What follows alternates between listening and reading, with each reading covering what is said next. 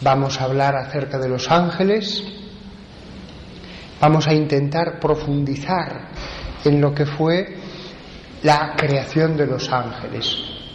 Un tema sobre el que no se suele hablar porque en realidad tampoco hay tantas personas especializadas como para hablar largo rato acerca de esto. En la Iglesia Católica hay gente especializada, cada uno en una materia, y yo de lo que más sé es precisamente de eso, de los ángeles y los demonios. Comencemos por imaginar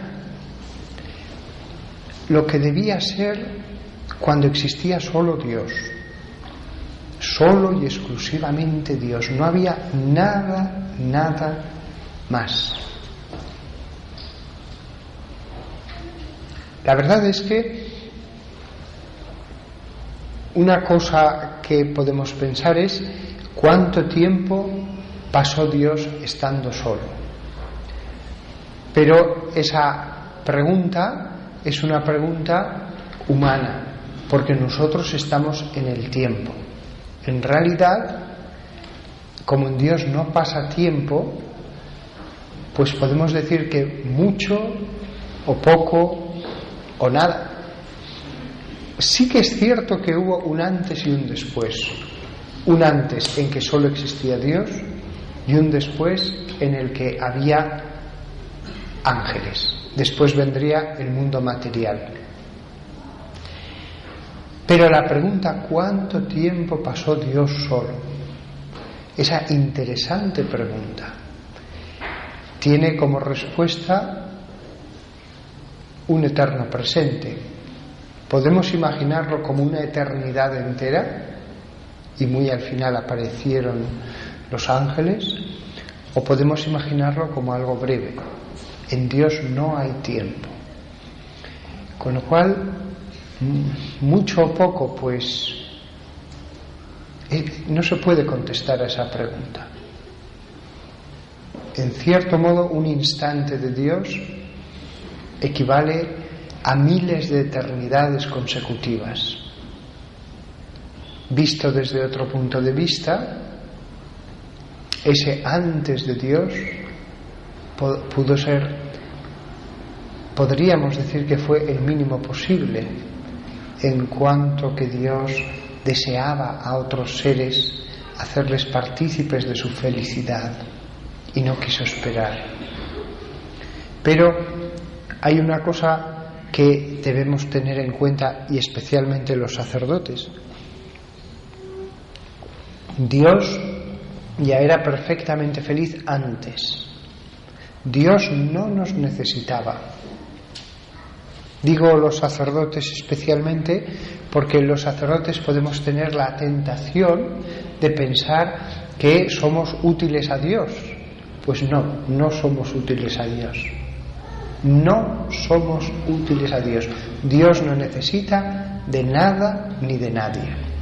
Y todo lo que hacemos los sacerdotes lo podría hacer directamente Dios sin ningún esfuerzo. Nada es útil a Dios. Si Dios permite el devenir humano es por nuestro propio bien. Solamente por eso.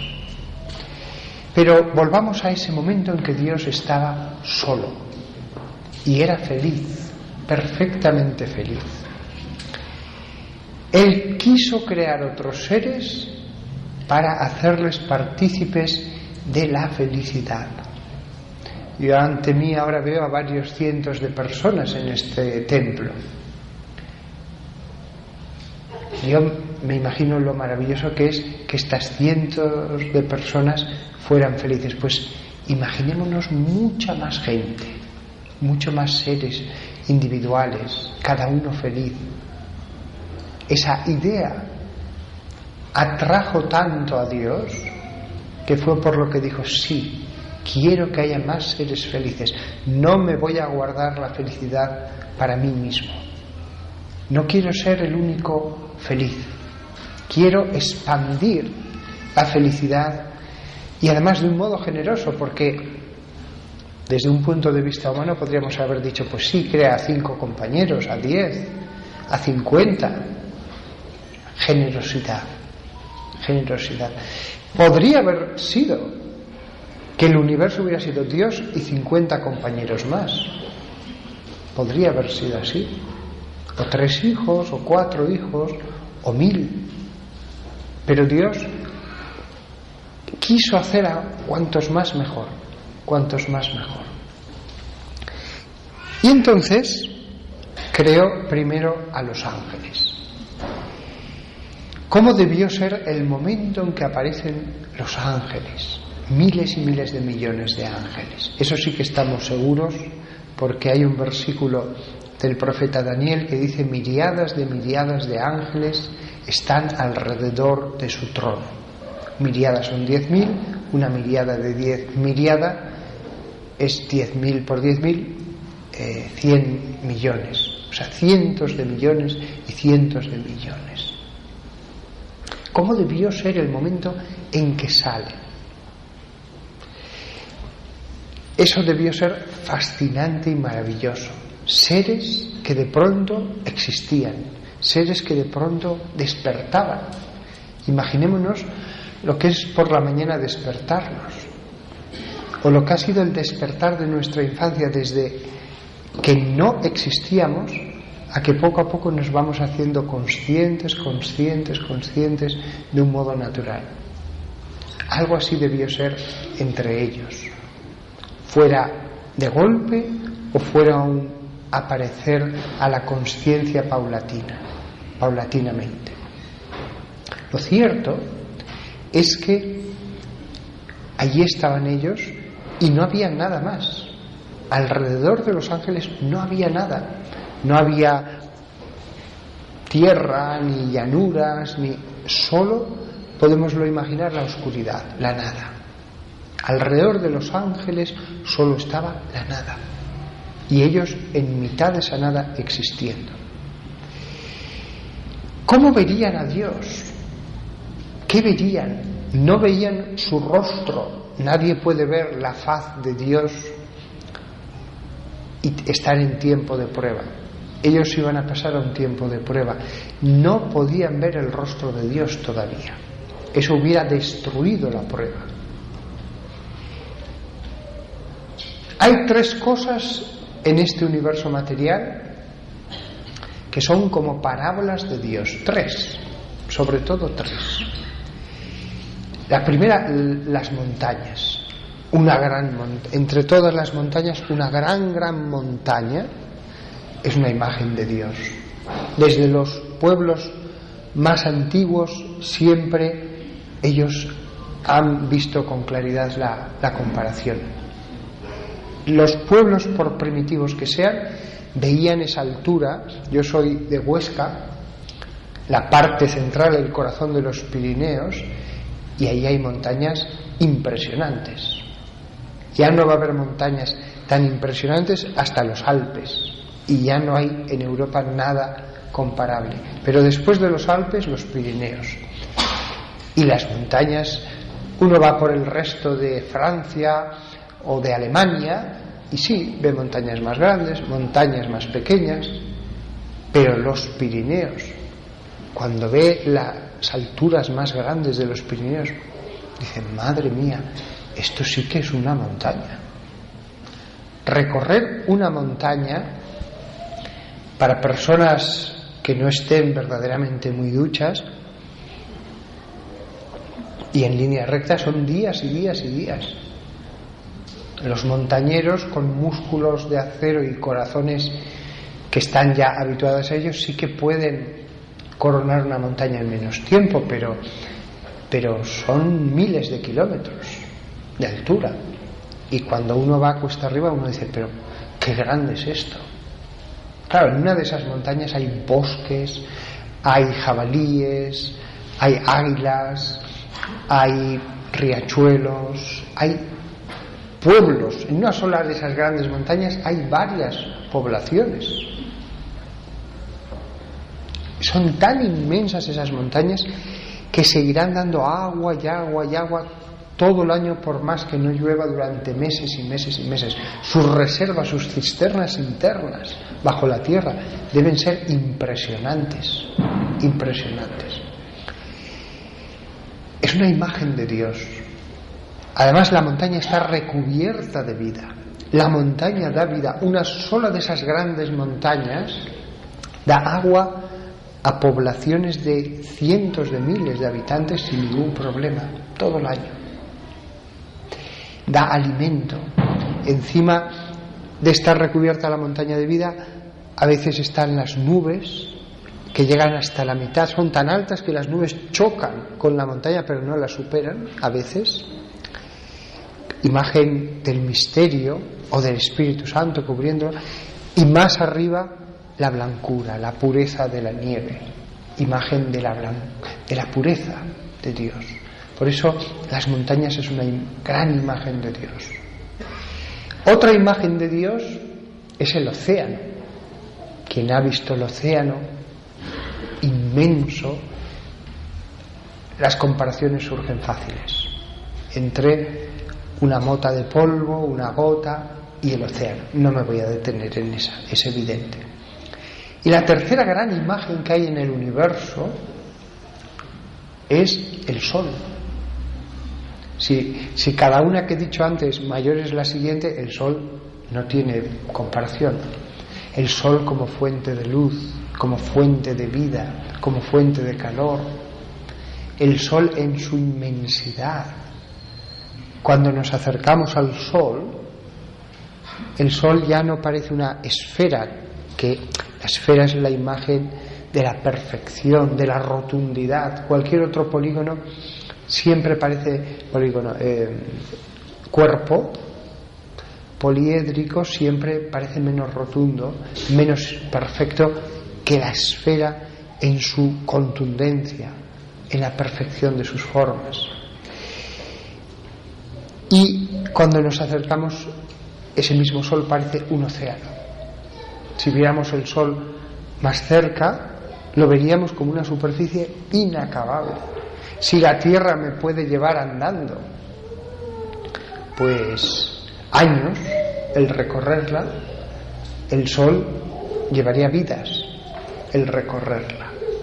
El sol además es otra cosa, o sea, puedo caminar por la tierra, puedo caminar por lugares más cálidos o más fríos, pero el sol es otra cosa, no hay nadie que resista al sol. Es una imagen tan buena de Dios, de su poder.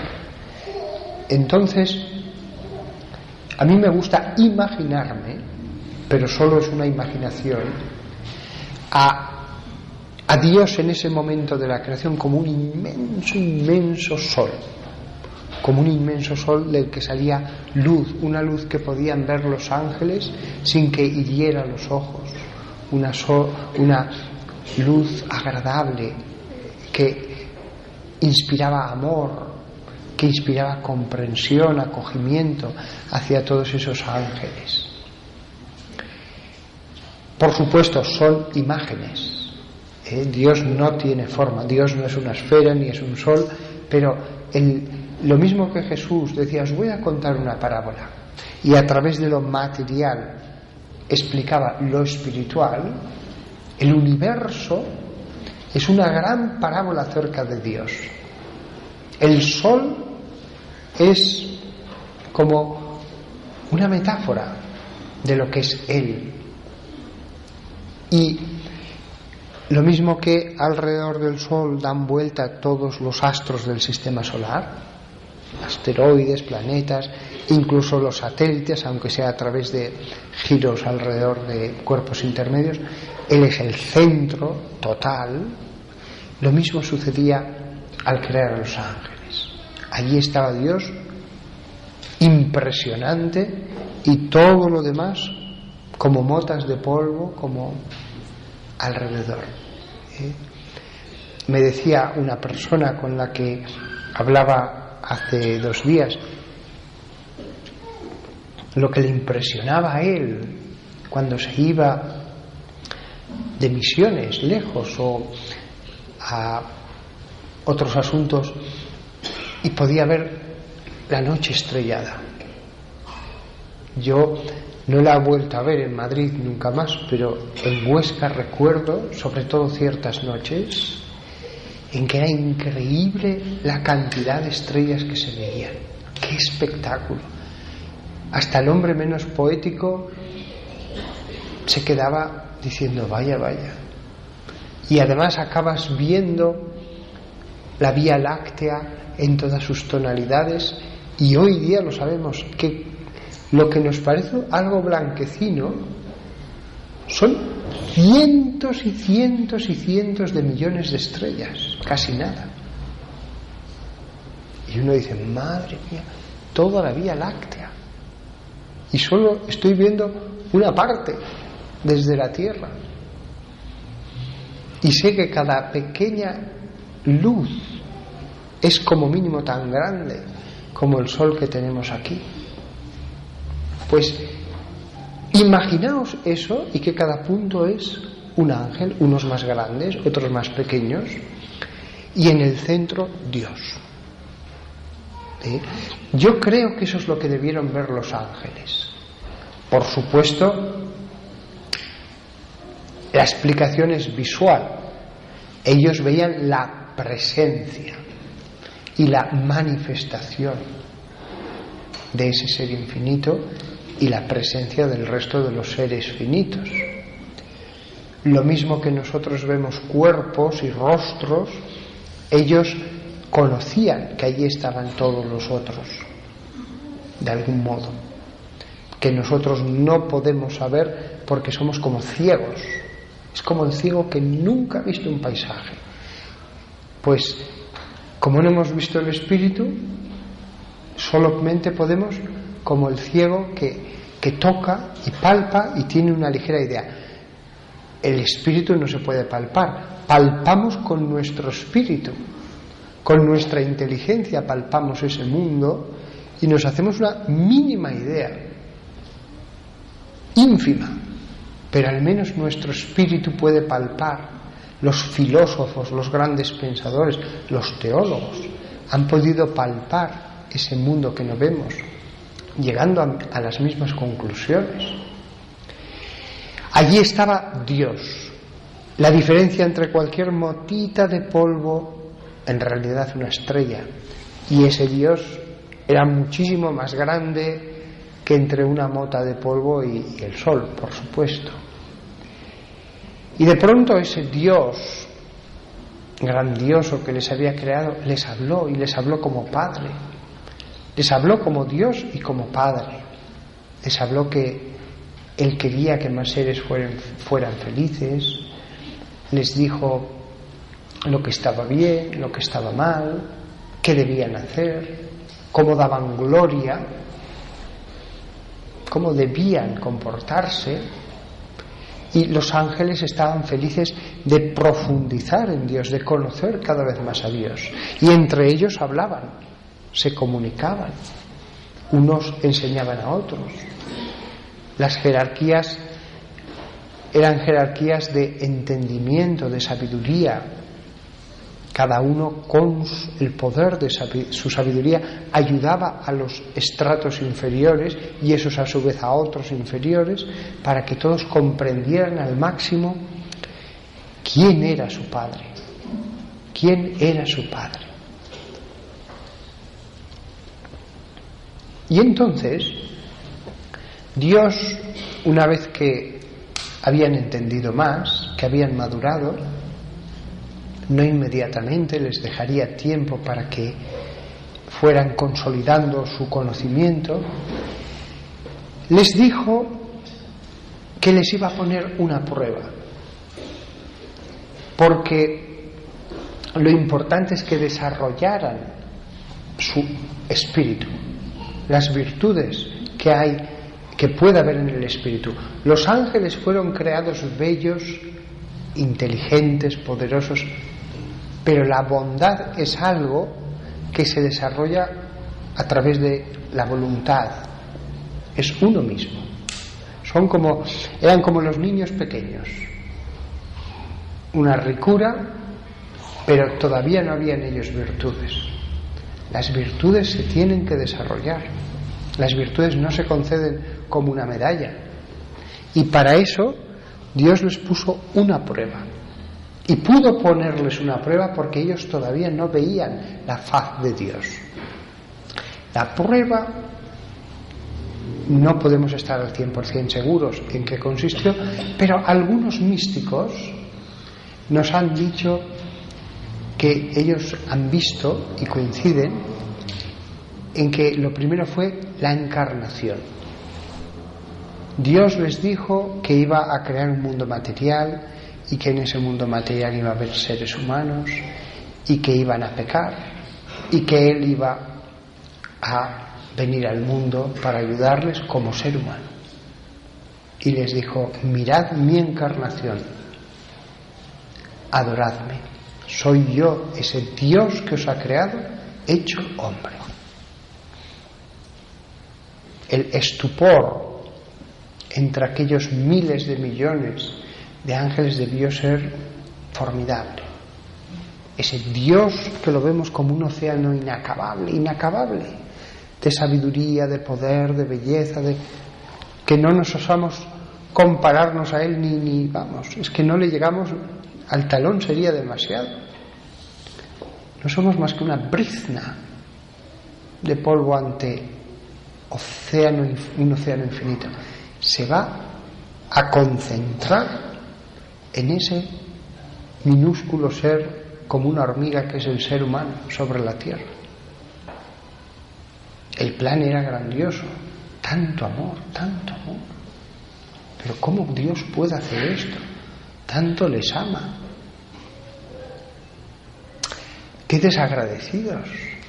Les va a dar todo y ellos se van a dedicar a hacer el mal. Yo los aniquilaría, dirían algunos ángeles. Yo los aniquilaría, que se fastidien, ingratos, indignos. Pero bueno, Dios decide encarnarse y le adoraron. Aunque dice Sor Ágreda de Jesús, por ejemplo, una monja del siglo XVII, que a algunos les costó mucho, les costó adorar a Dios hecho hombre. Les costó. Si se ha de encarnar, si se ha de recubrir como una criatura, que se encarne en el mundo angélico, que podamos tenerle al lado como uno de los nuestros, ver como un ángel, pero no como un ser humano. A mí nunca se me había ocurrido la posibilidad de que Dios pudiera anonadarse en una criatura como un ángel, pero sí, los teólogos, dándole vueltas a todo, descubrieron que es verdad. Lo mismo que Dios se encarnó en la carne, también podría haberse anonadado en una naturaleza angélica. Posible es. Requeriría muchas más explicaciones, pero posible es. Pero no le tocó al mundo angélico. Dios les había dicho que sería como hombre. Al someterse, ellos tuvieron que esforzarse, ellos tuvieron que confiar en Dios, ellos tuvieron que someter sus entendimientos al entendimiento de Dios. Y el resultado de eso fue admirarse del amor de Dios, admirarse de hasta qué punto era bueno Dios, más de lo que jamás se hubieran podido imaginar. Pero vino la segunda fase de la prueba. La segunda fase de la prueba es: me vais a adorar no ya encarnado, sino en la cruz. Yo voy a morir en la cruz, voy a tener una pasión. Y quedaron que no podían creérselo. Dios hecho hombre, cubierto de llagas, de esputos, insultado, despreciado, lacerado por todas partes, sufriendo. Ellos vieron toda la pasión hasta en sus más mínimos detalles y comprendiendo teológicamente el porqué de todo. Toda la historia la comprendieron por una visión divina. Y allí hubo ángeles que ante esta enseñanza de su padre quedaron todavía más prendados de Dios. ¿Hasta dónde llegaba el amor de Dios? Ya lo primero era mucho, pero es que esto era más. ¿Hasta dónde podía llegar el amor de Dios? Les pareció la cosa más maravillosa que jamás podrían haberse imaginado. Dios no solamente se encarnaba, sino que estaba dispuesto a sufrir hasta esa medida. Y se arrodillaron ante Él como Dios del universo. Otros necesitaron más tiempo para entender. Hubo ángeles que, además de aceptarlo y someterse, hacían oración buscando el comprender, y una vez que comprendían lo daban a conocer a sus hermanos, hacían como de misioneros, diciéndoles: sí, yo ya he comprendido, os lo voy a explicar. Ellos entendían mucho más que nosotros, Nosotros somos como niños tontos frente a grandes teólogos. Ellos comprendían la trascendencia teológica de aquello con una variedad de matices, con una profundidad que nosotros no vamos a lograr en toda la vida. Y entonces ellos entre sí se lo explicaban, lo comentaban, etc. Pero dicen algunos místicos que entonces un ángel inmenso, según algunos el más grande de todos los ángeles, dijo: no, yo no puedo comprender esto, me parece un sinsentido, me parece una sinrazón, esto no tiene lógica, Dios tiene que ser lógico. Ya lo primero me parecía mal, pero esto no solamente no es bueno, sino que es malo. Esto es una fantasía. Yo no doblo mi rodilla ante ese guiñapo que he visto allí, sanguinolento, sufriente, no. Y él empezó a mover todo un movimiento de rebelión, de decir: Dios está haciendo cosas ilógicas, no se nos puede pedir cualquier cosa, no se nos puede pedir que nos tiremos de una ventana abajo. Dios es el primero que debe ser lógico, y esto ya no solamente no es bueno, es ser tonto, no, y además va contra la dignidad de Dios. Y comenzó ese movimiento de rebelión, y cada vez fue ganando más adeptos. Hay un pasaje del libro del Apocalipsis que dice: y el dragón con su cola derribó 1/3 parte de las estrellas del cielo. Este pasaje ha sido entendido por muchos como que en ese momento 1/3 parte de los ángeles por lo menos acogió la duda del grito de rebelión de Satanás.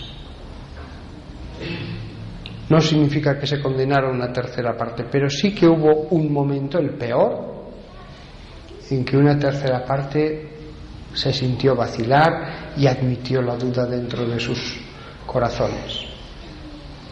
Dice el Apocalipsis: y hubo una gran guerra en el cielo.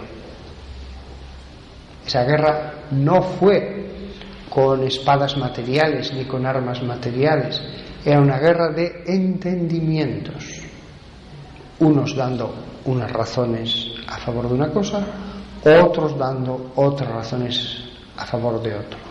Dos bandos como dos grandes ejércitos, en medio seguro que muchos indecisos, y unos tratando de arrastrar a unos a su lado y otros tratando de arrastrar a otros hacia el otro lado.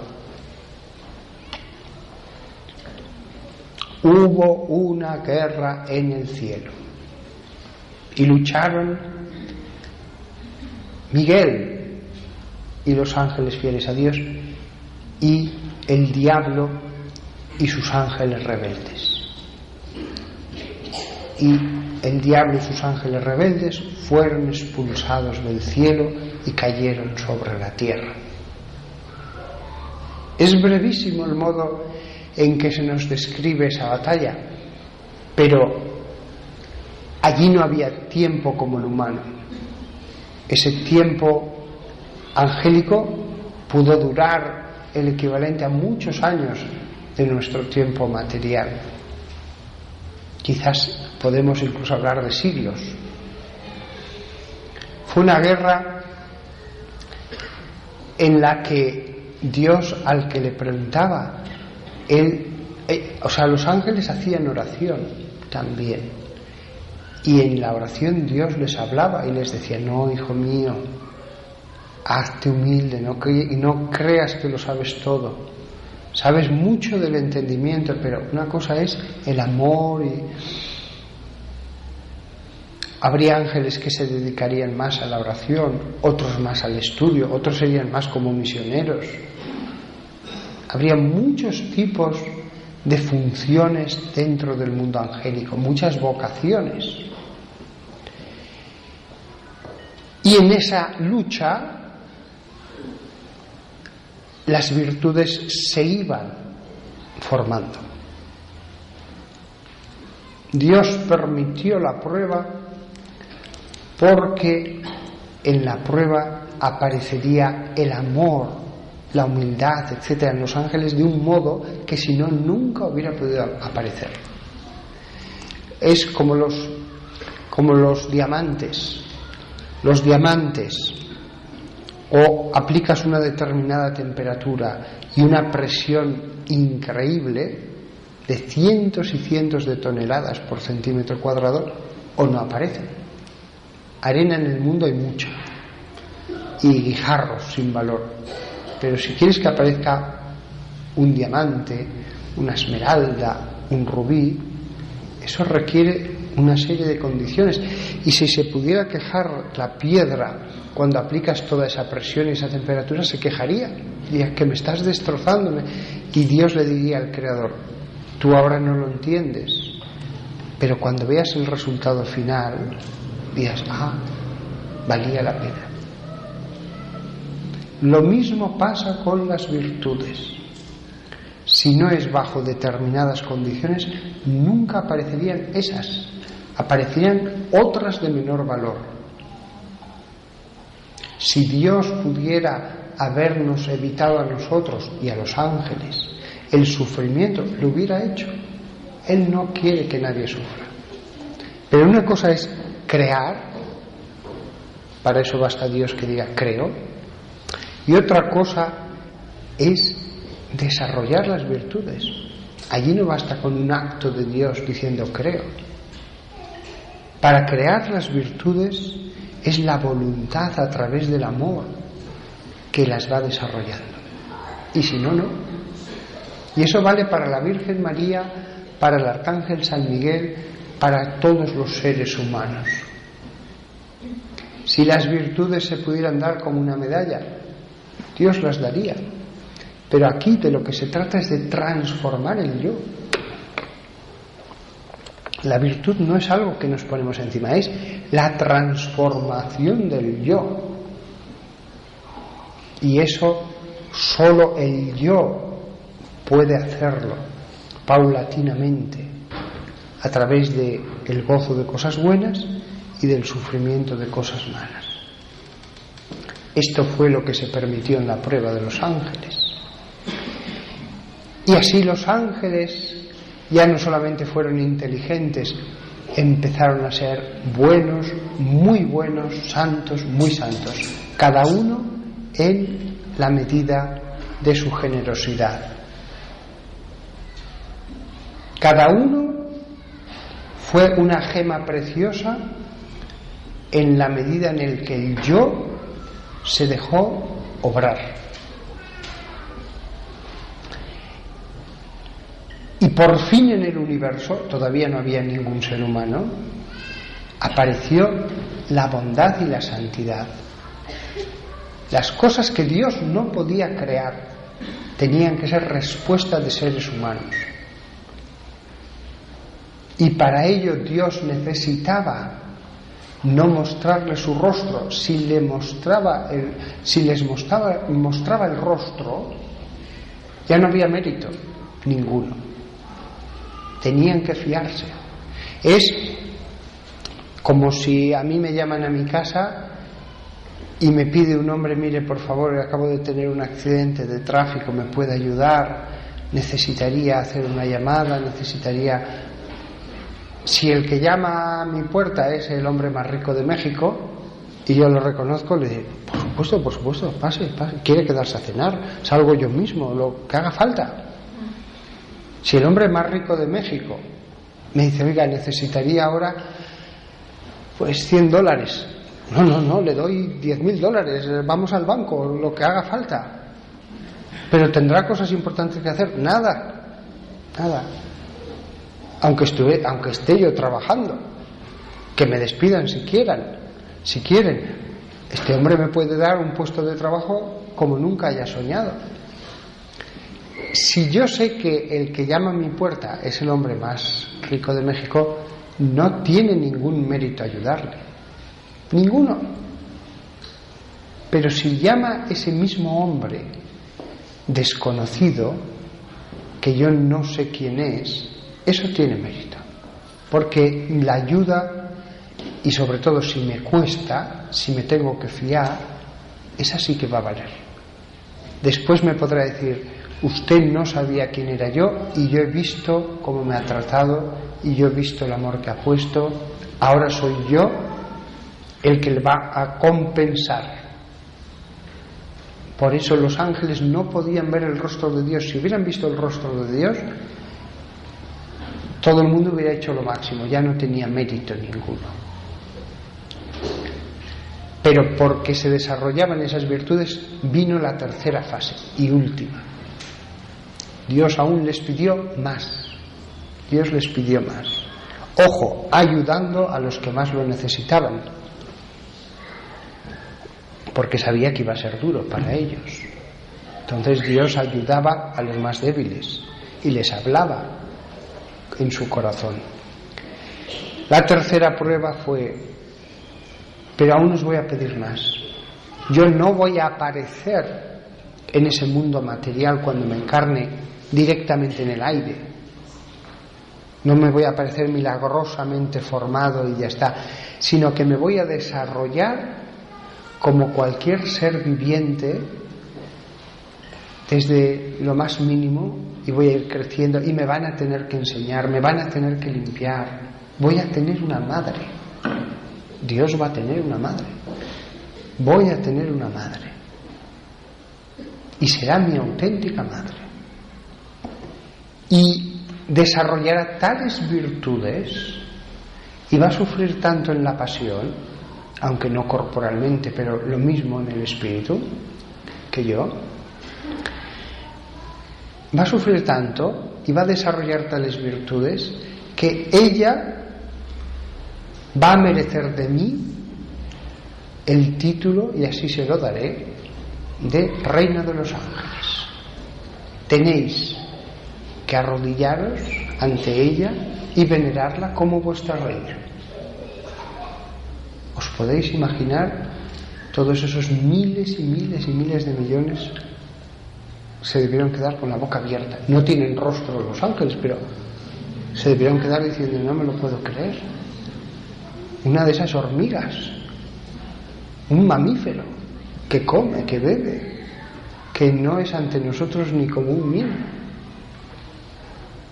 Por supuesto, Satanás y los ángeles rebeldes dijeron: absolutamente no, de ninguna de las maneras. Ya todo lo anterior nos parecía una locura. Esto ya nos ratifica que habíamos hecho muy bien en rebelarnos. Y allí vino la lucha. Los ángeles teólogos dando razones, los ángeles orantes, santos, dando razones, orando por otros ángeles. Debió ser algo formidable, épico, realmente ver esa suma de batallas que componía la guerra más grande que ha contemplado nunca el universo.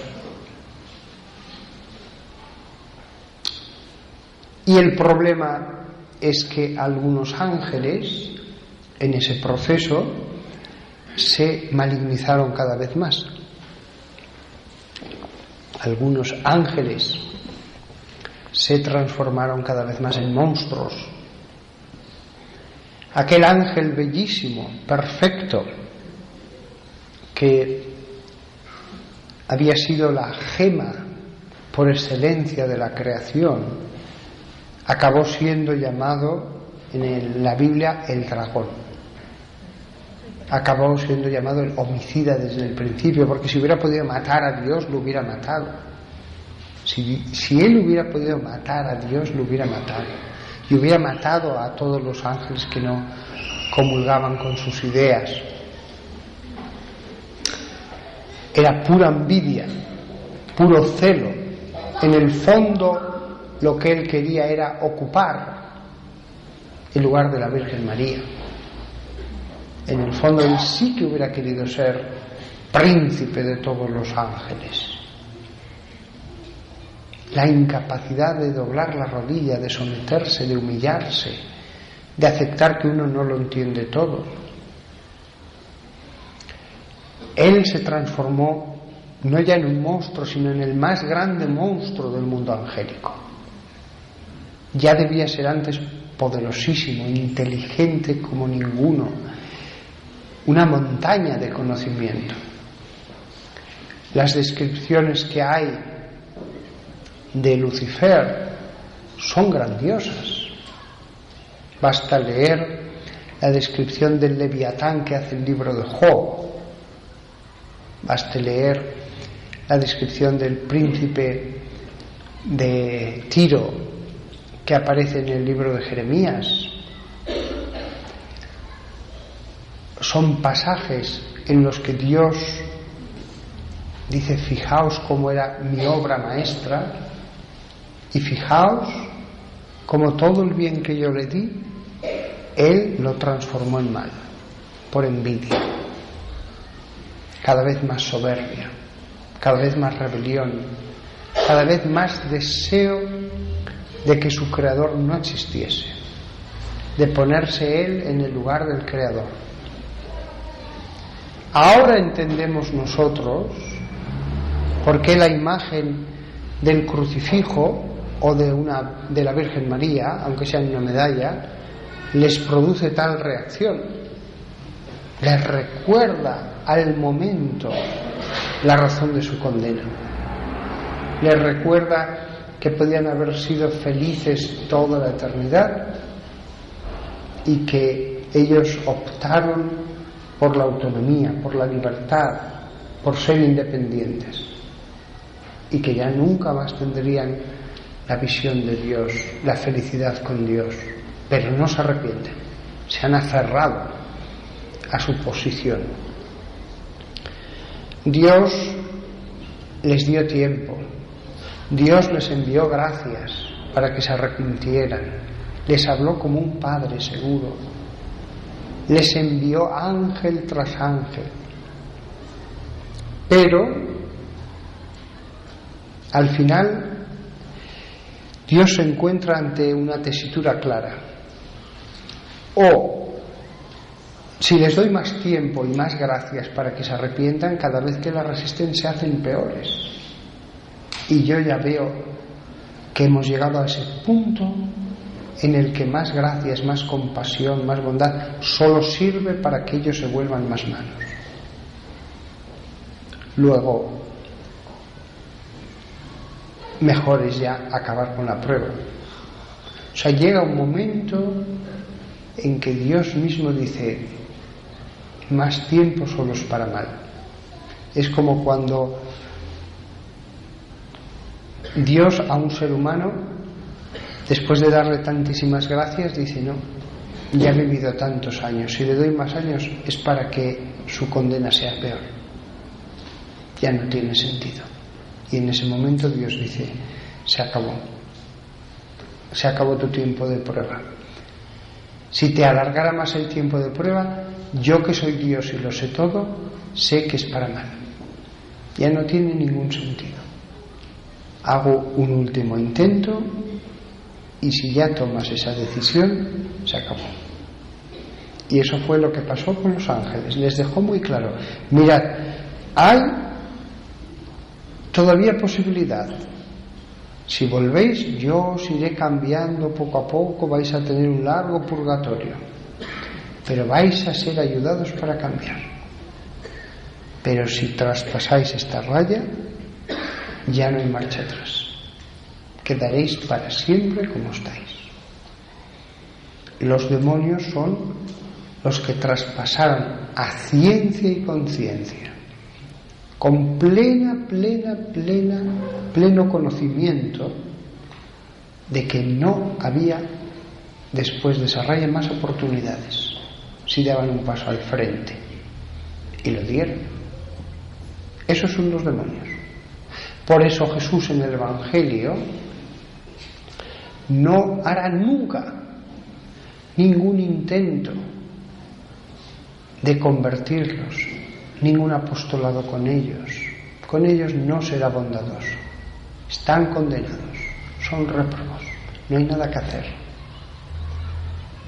A los apóstoles se les encargará predicar a toda criatura el reino de los cielos, nunca a los demonios, nunca. Ellos ya no tienen esperanza, ya están condenados, son réprobos, están inscritos, no están inscritos en el libro de la vida. Cada uno de ellos con su nombre no está inscrito, no encontraremos su nombre allí por más que lo busquemos. No hay salvación para ellos. Lo terrible, ahora que conocemos la historia angélica, es saber que habrá seres humanos que puedan acabar del mismo modo, que puedan transformarse en monstruos, en seres como demonios. Y no hace falta conocer la historia angélica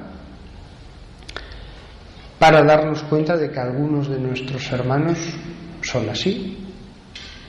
Vemos su cuerpo solamente, su alma está oculta, y sin embargo sabemos que son monstruos. Incluso hay gente atea que a estos seres humanos les dicen: tú eres un monstruo. Insisto, solo vemos el cuerpo, pero lo que vemos con el entendimiento que hay detrás de esa carne, de ese rostro, por bello que sea, es tremendo. No es que sea alguien un poco malo o alguien que ha cometido un error. Hay gente que es un monstruo.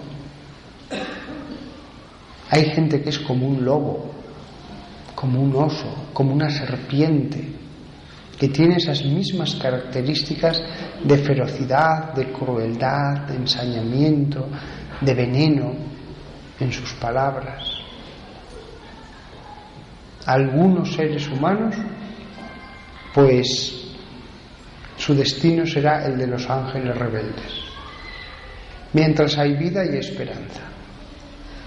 Mientras hay vida hay esperanza. Dios no pierde la esperanza de nadie que esté con vida. Si perdiera la esperanza, lo sacaría. No va a dejar que siga aquí solo para acumular pena, para la eternidad. Daos cuenta, ahora que os he contado esta historia, que los seres humanos somos como espíritus en un cuerpo. En nosotros se une, digámoslo así, el mundo angélico y el mundo animal. Es cierto que el ser de los ángeles es distinto del de los humanos. Ningún hombre se convertirá nunca en un ángel.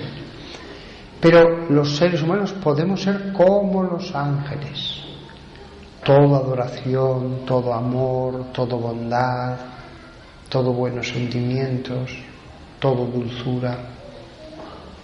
Y algunos pueden ser como los demonios. Insisto, ningún hombre se convierte en demonio. Son dos creaciones distintas y sus espíritus son distintos. Pero hay hombres que son como demonios. Aquí en la tierra algunos son como demonios con un cuerpo. Hacen todo el mal que pueden porque respiran odio, egoísmo, respiran todas las malas pasiones. Algunos incluso, pienso por ejemplo en los terroristas, su trabajo es el terror, hacer sufrir. Pero otros, aunque no sean terroristas, ya se encargan de alrededor de ellos de crear el mayor sufrimiento que pueden en familiares o en subordinados Están ocultos bajo el velo de la carne, pero su espíritu se manifiesta. Su espíritu lo percibimos con nuestro entendimiento. Y hay mucha gente que lo perciba, que dice: este hombre de verdad, qué mala impresión me causa y apenas lo conozco. La misma mirada, a veces la mirada impresiona de algunas personas para mal, como en el santo para bien. La historia del mundo angélico para nosotros es una magna enseñanza, porque la lucha que hay aquí en el mundo entre los hijos de la luz, los hijos que defienden el lado de Dios, los derechos de Dios, el honor de Dios, y los hijos de las tinieblas, es muy parecida a la que hubo entre ellos. Entre medio de esos dos bandos, muchísimos indecisos que al final son ganados por un lado o por el otro. Hay hombres que son grandes jerarquías. Hay jerarquías que usan su poder para bien, otros usan su poder para mal. Hay naciones de este mundo que por un solo hombre están oprimidas bajo un yugo de hierro que provoca incontables sufrimientos, por un solo hombre. Pero ya se encarga ese hombre de crear toda una jerarquía para el mal. Y al revés, jerarquías en que por la bondad de un solo hombre, cuánto bien hacen a sus naciones, cuánto bien, en lo material y en lo espiritual algunos de ellos. Jerarcas que viven rodeados de amor, que viven dando amor y recibiendo amor, y que son llorados en el mayor de los desconsuelos cuando faltan, porque se ha muerto no un opresor, sino un verdadero padre de un pueblo. Hay casos así, hay casos así. La historia humana, cuántas similitudes tiene con la historia angélica. Y todos nosotros podemos pedir a los ángeles que nos ayuden. Les podemos hablar, podemos orar, podemos imaginarlos. A mí una de las cosas que más me ayuda a tener devoción a los ángeles, a recordarlos, es imaginarlos al lado de las personas con una túnica blanca, con unas alas majestuosas. Por supuesto que no tienen ni túnica ni alas, pero la imaginación ayuda. Esté uno en un aeropuerto, esté uno por la calle andando, imaginarles, saludarles, ellos mismos se sorprenden. Ahí va, este sabe que estoy aquí. Se quedan muy sorprendidos porque no hay nadie que les salude ni les diga nada. Y le dicen: oye, mira, entre los ángeles se dicen entre sí: mira, ese de allí, que sí, que nos saluda. ¿Ah? ¡Qué majo! Y pueden ayudarnos, claro. Incluso los de los otros, porque nos ayudarán al menos a tener presencia de Dios. Podéis incluso hablar directamente a las más altas jerarquías, a los serafines y querubines que están alrededor del trono de Dios, y por poderosos que sean, dirán: mira, nos ha pedido que pidamos por esta cosa, ¿vale? Vamos a decírselo a Dios. A ellos les hace mucha ilusión porque además los seres humanos no se acuerdan para nada de ellos.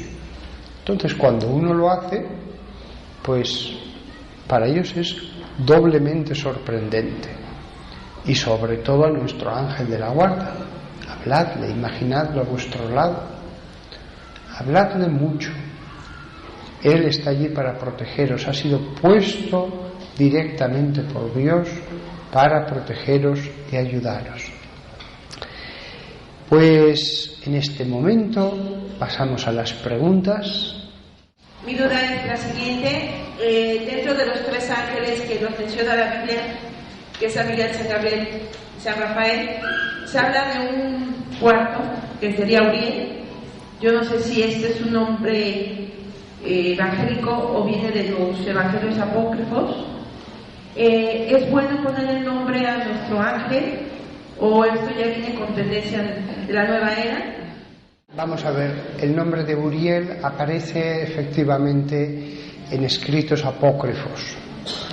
Por lo tanto, no es palabra de Dios, solamente es palabra de Dios la Biblia. Otros escritos apócrifos no merecen ninguna autoridad. La mayor parte de los escritos apócrifos fueron escritos por sectas 3 siglos después de Cristo. Así como los evangelios fueron escritos por los mismos apóstoles y han quedado muchos fragmentos en época muy antigua, sin embargo los libros apócrifos son muy posteriores, estuvieron escritos por sectas, la inmensa mayoría, y fue la misma Iglesia la que tuvo una insistente acción de decir no, esto ni lo leáis, porque nos dice cosas de Jesús contaminadas con la imaginación de los que lo han escrito.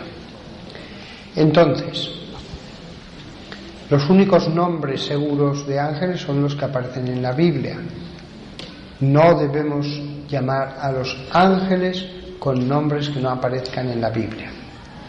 Cuando algunos compran libros en los que está mezclado la fe en los ángeles con nueva era, eso es un grave error. Nosotros debemos mantenernos en los términos en que Dios nos ha dicho que son los ángeles y cómo debemos llamarlos, etc.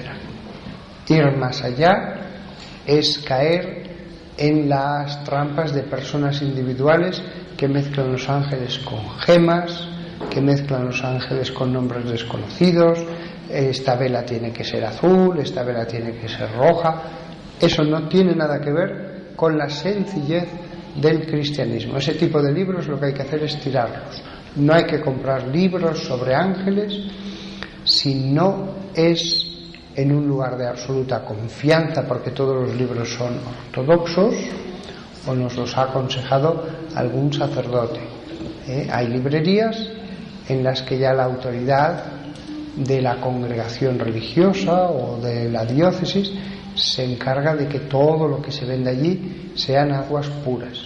Cuando hay una liberación, padres, ¿pudiera ser que en un momento de un exorcismo estos demonios brincan a las personas cercanas a ustedes? En principio no.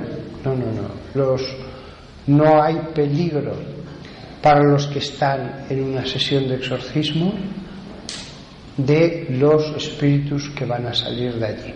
No, tranquilos. Hay muchos mitos sobre ese tema, pero si el sacerdote tiene autorización del obispo, si todo se hace con autorización del obispo, entonces no hay nada que temer. Si me puede contestar, ¿a dónde se van los niños abortados? Mi opinión, pero esto la Biblia no nos dice nada, con lo cual es una opinión. Los niños sin uso de razón que mueren sin bautizar, los ángeles los recogen, ellos van madurando sus almas y cuando ya están en condiciones de tomar una opción por Dios, como los ángeles, entonces ya van al cielo. Esa es mi opinión personal. No aparece en la Biblia, cada uno la coja si le gusta y si no la rechace. Pero ellos salen, son recogidos por los ángeles, van madurando y cuando ya por fin pueden, toman una decisión como lo hicieron los ángeles. ¿Por qué pienso eso? Porque una vez que has hecho lo más, crear un alma, no vas a dejar de hacer lo menos, que era darles un tiempo para que maduraran, una serie de conocimientos. Si has hecho lo más, no vas a dejar de hacer lo menos. Lo más es la creación de un alma.